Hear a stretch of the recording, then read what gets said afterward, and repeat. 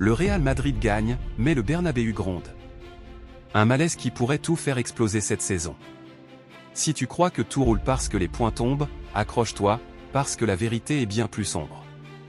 Reste jusqu'à la fin, car ce que je vais te révéler pourrait changer ta vision du club le plus titré du monde. Salut les meringues, bienvenue sur la chaîne. Aujourd'hui, on plonge au cœur d'une crise qui couve au Real Madrid. Sur le papier, tout semble parfait, victoires qui s'enchaînent, points accumulés, et une place dans la course au titre en Liga. Mais derrière les scores flatteurs, il y a un malaise profond au Santiago Bernabéu. Les supporters sifflent, les joueurs doutent, et l'identité du club semble perdue. Basé sur les dernières actualités, les analyses des médias et les réactions enflammées sur X, l'ancien Twitter, je vais te décortiquer tout ça dans ce script détaillé. On va parler faits réels, stats, et mon avis sans filtre. Prêt? Allons-y. D'abord, revenons sur les faits récents. On est en janvier 2026, et la saison 2025 à 2026 bat son plein sous la direction de Xavi Alonso, arrivé après le départ de Carlo Ancelotti fin 2024 à 2025. Cette saison dernière a été un fiasco pour les standards madrilènes, pas de trophée majeur, une élimination humiliante en demi-finale de la Coupe du Monde des clubs face au PSG, et une Liga perdue face à un Barça revigoré. Alonso est venu avec l'aura d'un ancien de la maison, champion d'Europe avec le Real en 2014, et son succès à Leverkusen en Bundesliga. Mais 6 mois plus tard, le bilan est mitigé. Le Real a remporté plusieurs matchs, comme ce 2-0 contre le Levante le 17 janvier 2026 au Bernabéu, avec des buts de Mbappé et Bellingham. Sur le papier, c'est propre, 3 points, clean sheet, et une place au classement qui les maintient dans le top 3 de la Liga. Mais écoute ça, pendant ce match contre le Levante, l'atmosphère au Bernabéu était électrique, dans le mauvais sens. Les fans ont sifflé leurs propres joueurs dès les premières minutes. Vinicius Junior, Jude Bellingham, Federico Valverde, et même Kylian Mbappé ont été visés. Pourquoi? Parce que malgré la victoire, le jeu était laborieux, lent, sans inspiration. Le Levante, une équipe de milieu de tableau, a eu les meilleures occasions en première mi-temps, et le Real n'a tiré au but que 3 fois avant la pause. Comme l'a tweeté Guillaume Balaguer sur X, c'est l'une des atmosphères les plus bizarres que j'ai vues au Bernabéu. Les fans sifflent Vini plus que quiconque, mais aussi Valverde et Bellingham. Le message est clair, vous ne travaillez pas assez dur, vous êtes responsable des mauvais mois et du limogeage du coach. Attends, limogeage? Oui, Alonso a été viré en pleine saison, juste avant ce match, après une série de résultats décevants, dont une défaite 3-1 contre Manchester City en Ligue des Champions qui a fait exploser les réseaux. Regardons les stats pour appuyer ça. Selon les données de la Liga et des sites comme Transfermarkt, le Real Madrid a gagné 12 de ses 20 premiers matchs en championnat cette saison, mais avec une moyenne de possession de seulement 52% loin des 60% habituels sous Ancelotti. Leur XG, expected goal, par match est de 1.8, mais ils concèdent en moyenne 1 point de XG à l'adversaire, ce qui montre une défense fragile.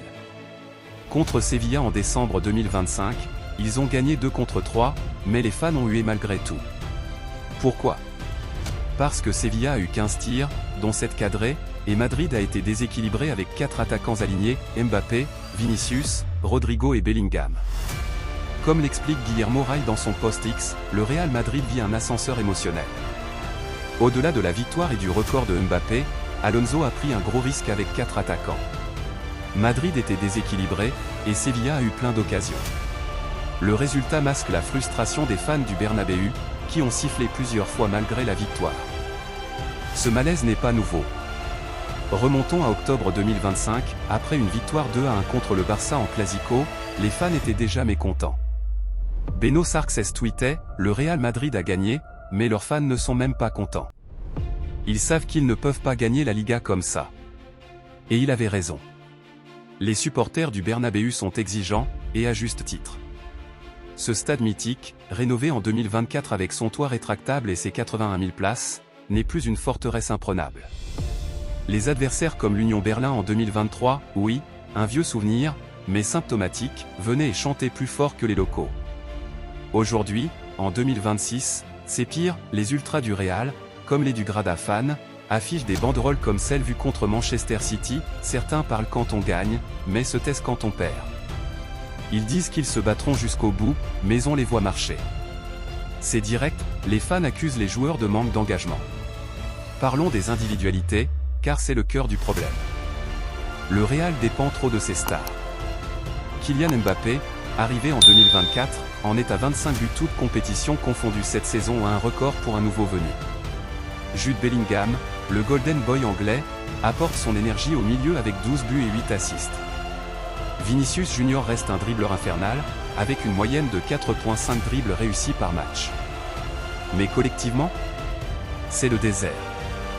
Le milieu est surchargé, Camavinga, Tchouaméni, Valverde, et maintenant Bellingham qui descend pour aider. Mais les automatismes manquent. L'animation offensive est prévisible, ballon long sur Mbappé ou Vini, et espérer un exploit. Où est la pression haute, les transitions rapides, l'autorité qui faisait la force du Real sous Zidane ou Ancelotti? Disparu. Et les fans le sentent. Sur X, les réactions pullulent. Madrid Universal postait « Les joueurs se comportaient différemment hier soir, mais au final, le foot se juge sur les résultats. Le message du Real est la patience, mais il y a une limite. La réaction du Bernabéu attire l'attention parce que la situation actuelle ne suffit plus. » Ou encore, Professeur Hamza Ballon d'Or qui compilait les réactions après la défaite contre City, fan du Real Madrid furieux. Sac Alonso, ramener Mourinho ou Klopp. Virer Vinicius. Bellingham out. On est fini. City nous bat toujours. C'est violent, mais réel.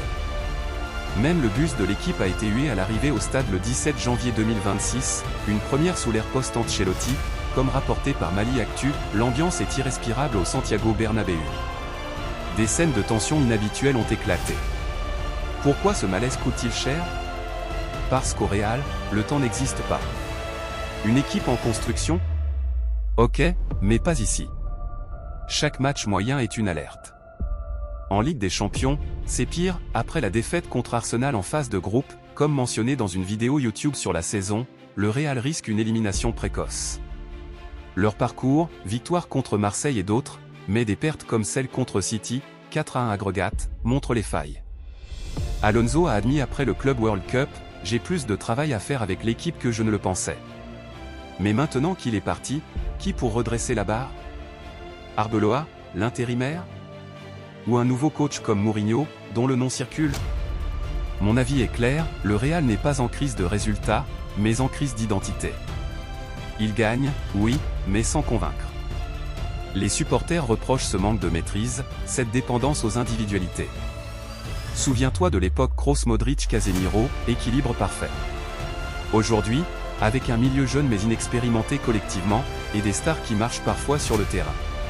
Comme accusé pour Vini, c'est prévisible. Si rien ne change, la saison peut virer au cauchemar. En Liga, Barça est en forme avec Lewandowski et Yamal, en Europe, City, PSG et Bayern attendent. Le Real doit retrouver son ADN, dominer, impressionner, pas juste survivre. Mais attention, il y a des lueurs d'espoir. Mbappé est en feu, et des jeunes comme Arda Güler ou Endrick pourraient exploser. Et les fans? Leur exigence est ce qui fait la grandeur du club.